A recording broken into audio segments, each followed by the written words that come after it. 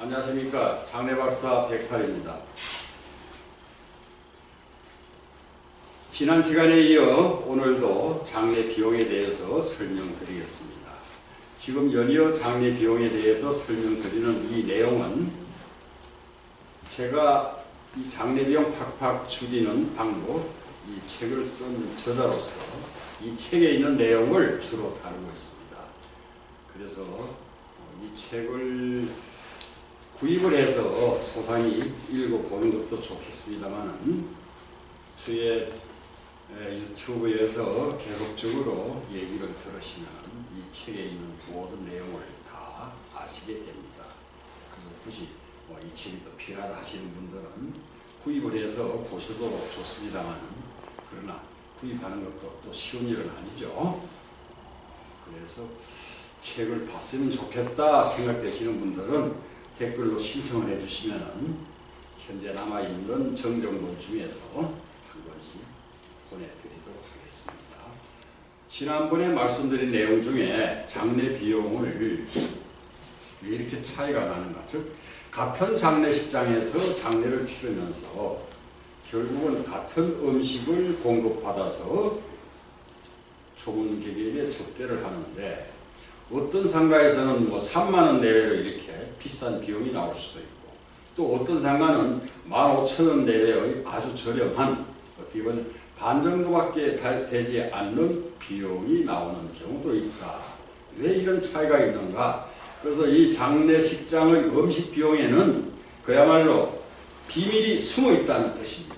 그래서 장례식장 음식 비용에 숨어 있는 그 비밀이 무엇인지 파헤쳐 보는 시간을 갖겠습니다. 자, 이제 이 자료는 지난번에 보신 자료입니다. 2019년 12월에 파악한 자료인데, 서울에 있는 어느 장례식장 상가 4개처를 대상으로 해서 실제로 지불한 장례 비용을 뽑아본 것입니다. 이제 어떤 분들은 또 이런 얘기를 해요. 어떻게 집집마다 이렇게 장례 비용을 식대 총액까지 또 식수 인원까지 이걸 다 뽑을 수가 있냐. 장례식장에 근무하는 사람이 아니면 이게 불가일 아닙니까? 이런 질문을 하는 분도 있습니다. 그러나 저는 20년 가까이 이렇게 장례를 업으로 하지 않고 순전히 봉사활동을 하다 보니 저한테 봉사를 받은 가족들이 제가 필요해서 묻는 거는 다 대답을 하시지요. 그래서 이런 자료를 제가 쉽게 이제 얻을 수가 있고, 그래서 이 책을 쓸 때에도 이렇게 쉽게 자료를 구할 수 있기 때문에 제가 남들이 함부로 뽑을 수 없는 그러한 자료들을 다 제시하면서 책을 쓸 수 있었던 것입니다. 그렇게 이해를 하시면 됩니다. 자, 여기 잠시 보시면은 상가 1번 상가는 1인당 음식 비용이 평균 26,500원 나왔다. 근데 비교적 높은 수준입니다.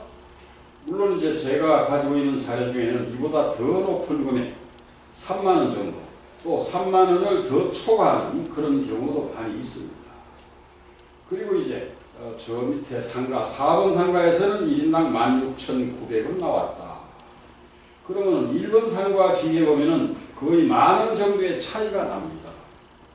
그럼 1인당 만원 차이가 안 되면은 4번 상가는 식수인원이 200명이다 하니까 약 200만원 정도를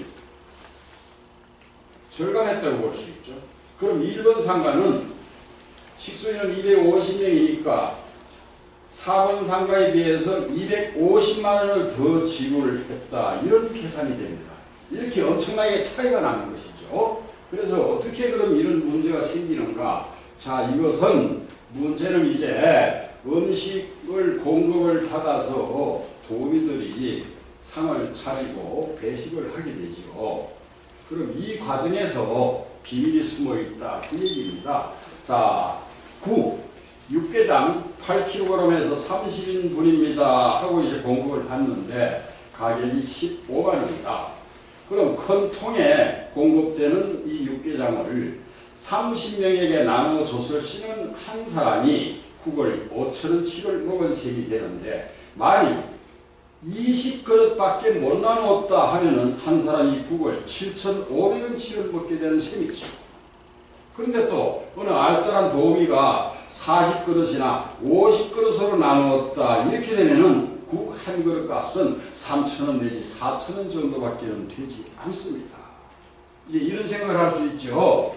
30인분입니다 했는데 어떻게 40그릇, 50그릇으로 나눌 수 있습니까? 예, 나누어집니다. 문제는 낭비하지 않고 적정하게 배분을 하면은 40그릇 이상도 나올 수 있습니다. 조금 더 주세요. 또 더 드리면 되는 것이고, 그러나 이제 20그릇으로 나누는 도우미도 있습니다. 이럴 때에는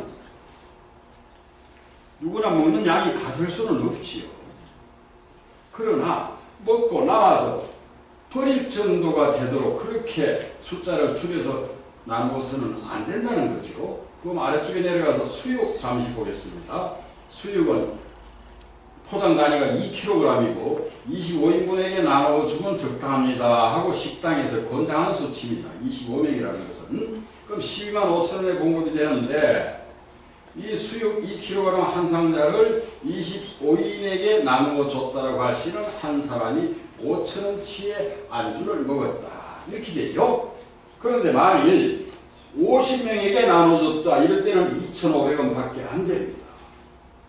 또 반대로 15명이나 20명에게 나눠줬다. 이럴 때는 수육값이 한 사람에 7,000원, 8,000원 이렇게 될 수도 있죠. 바로 이런 배식하는 방법에서 결과가 달라질 수 있다는 것이죠. 그럼 상차림을 누가 하고 배식은 누가 합니까? 결국은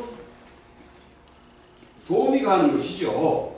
그래서 장례식장 음식 비용은 도우미의 손끝에 달려있다. 즉 음식 비용이 이렇게 비쌀 수도 있고 싸질 수도 있다 하는 그 이유는 바로 도우미의 손끝에 그 비밀이 숨어있다. 바로 그 얘기죠. 그래서 장례식장에서 조문객을 접대하는 도우미는 식당 전용 도우미가 있고 상주에서 전용 도우미가 있습니다. 장례식에 관한 모든 의존을 장례식장에 전부 맡겼을 시는 장례식장에 속해 있는 식당에서 도우미가 파견이 됩니다. 그러나 만일 고인이나 그 가족이 상조회사 회원일 때에는 상조회사 전용 도우미가 파견이 되지요. 그럼 여기에서 어떤 차이가 있나 말씀드리겠습니다. 식당에서 파견 나온 도우미는 오로지 식당 주인한테 급료를 받는 직원이죠. 그래서 식당의 매출이 많이 오르면 좋겠죠.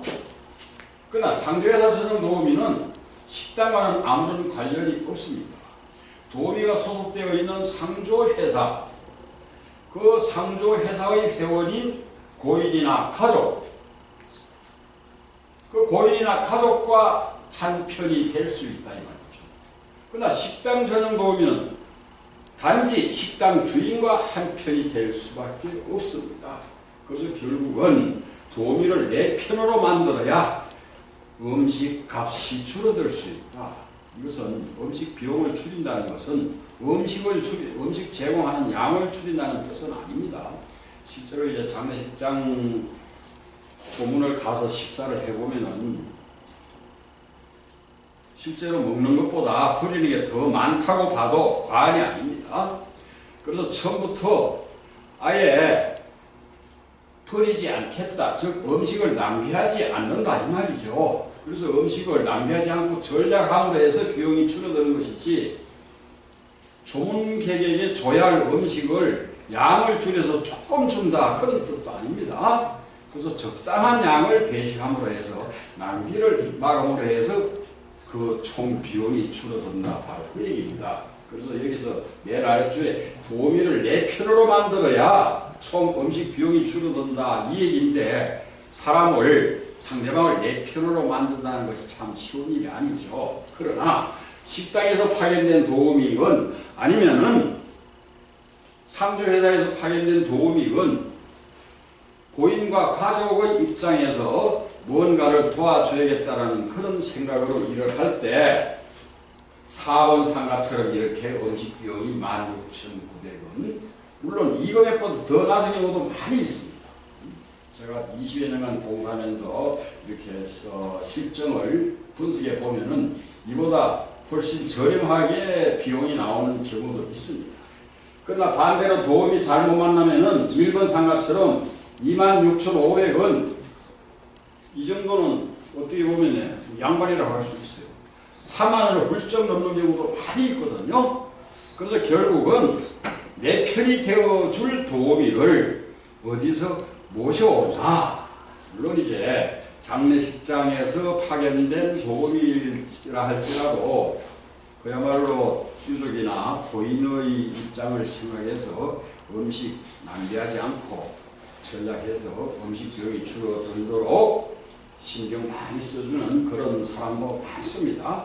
그러나 또 상조회사에서 나온 도움이라고 해서 무조건 나는 고인의 편이다, 유가족의 편이다 해가지고 음식값 아껴주려고 신경만 쓰고 전부 다 그런 것이 아닙니다. 왜요? 그렇게 하려면 사실은 음식 상차리고 하는데 시간 걸리고 귀찮고 힘들고 바쁜데 그렇게까지 신경 쓰기가 어렵다 이 말이죠. 그래서 실제로 고인의 편에 서서 유가족의 편에 서서 그렇게 성실하게 일을 해줄 사람을 찾는다는 것이 참 어려운 일이죠. 그래서 장례식장에서 직접 파견된 도우미건 또 상조회사에서 파견된 도우미건 내 편이 되어야 한다. 즉 고인이나 유가족의 입장에서 일을 해주면 참 좋겠다. 그런 의미에서 이제 그러한 착한 그리고 손 작은 알뜰한 도우미를 어디에서 찾을 것이냐 이런 문제가 남죠. 여기 보면은 이제 1번 상가는 여기도 이제 상조회사 회원이고 또 2번 상가, 3번 상가, 4번 상가 다 이제 각기 다른 상조회사의 도우미가 이렇게 와서 서빙을 한 것입니다. 그런데 어느 상조회사에서 할 때는 비싸고 어느 상조회사에서 할 때는 싸고 이런 문제가 있죠. 그래서 상조회사라고 해서 다 그렇게 음식값 싸게 나오도록 제대로 해준다고 볼 수는 없다. 물론 요즘은 이제 또 장례하면 치르면서 다른 또 회원들을 영입을 해야 하는 이런 또 영업적인 문제도 있기 때문에 그런 차원에서 특히 또 신경을 더 써주는 그런 상조회사도 많이 있습니다. 그래서 그러한 알뜰한 도우미가 속해 있는 상조회사가 어디인지 그걸 찾아내면 음식 비용을 낭비하지 않을 수 있다. 바로 그 얘기죠. 지금 이제 말씀드린 것처럼 26,500원 또는 3만원 가까이 이렇게 음식 비용이 나오는 분이 4번 상가처럼 15,000, 6,000원밖에 안 나올 수도 있다는 걸 알면 사실 얼마나 섭섭하고 또 억울하겠습니까? 그 장례식은 비용을 줄이자라고 하는 뜻은 아니죠. 그러나 아무리 돈이 많은 사람도 쓰지 않아도 될 돈을 쓰게 되었다, 주지 않아도 될 돈을 지불하게 되었다 이럴 때는 그건 사실 섭섭한 거죠. 그래서 이런 경우가 없도록 하기 위해서는 이런 착한 도우미가 속해 있는 그 상조회사를 찾아서 또한 그 도우미가 순전히 고인이나 가족의 입장에 서서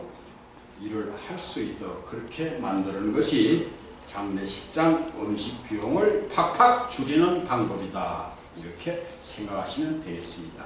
그러면 다음 시간에는 그런 착한 알뜰한 도우미가 속해 있는 상조회사는 뭐 어떤 데인가 또 이런 데에 대해서 제가 한번 설명을 드리는 시간을 갖도록 하겠습니다. 감사합니다.